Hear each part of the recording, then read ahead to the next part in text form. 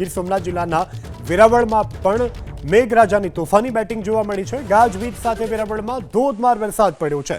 વાવાઝોડાની માફક વેરાવળમાં પવન ફૂંકાવો છે તો આકાશમાંથી વીજળી અને મેઘ ગરજવાના પણ અવાજો સંભળાયા છે। પવનની ગતિ પણ ખૂબ ઝડપથી નોંધાવા પામી છે તો તેજ પવનને કારણે લોકોમાં ભયનો માહોલ પણ ફેલાયો હતો।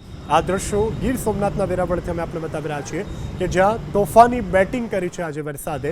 ગાજવીજ સાથે વેરાવળમાં ધોધમાર વરસાદ, વાવાઝોડાની માફક વેરાવળમાં પવન ફૂંકાવો છે। તેજ પવન સાથેના વરસાદથી લોકોમાં ભયનો માહોલ જોવા મળી રહ્યો હતો।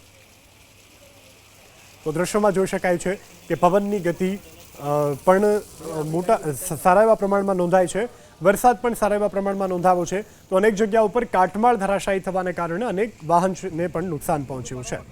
તો ગીર સોમનાથના વેરાવળમાં પવન સાથે વરસાદને કારણે વેરાવળની મુખ્ય બજારોમાં વીજપોલ ધરાશાયી થયા છે। વીજપોલ સાથે અનેક ઠેકાણે વૃક્ષો પણ ધરાશાયી થયા છે। તો વેરાવળના દ્રશ્યો છે, વેરાવળમાં જે થાંભલો પડ્યો છે તેના લાઈવ દ્રશ્યો પણ સામે આવ્યા છે।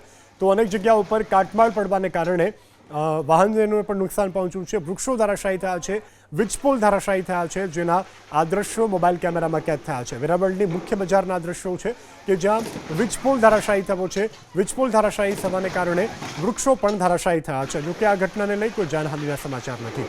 હવે આગળ વાત કરી લઈએ ગીર સોમનાથના સાસણગીર વિસ્તારની। તો સાસણગીર વિસ્તારમાં પણ મેઘો મૂશળધાર તેજ પવન સાથે સાસણગીર પંથકમાં વરસાદ પડ્યો છે। ભારે પવનને કારણે વરસાદમાં અનેક તોતિંગ વૃક્ષો પણ ધરાશાયી થયા છે।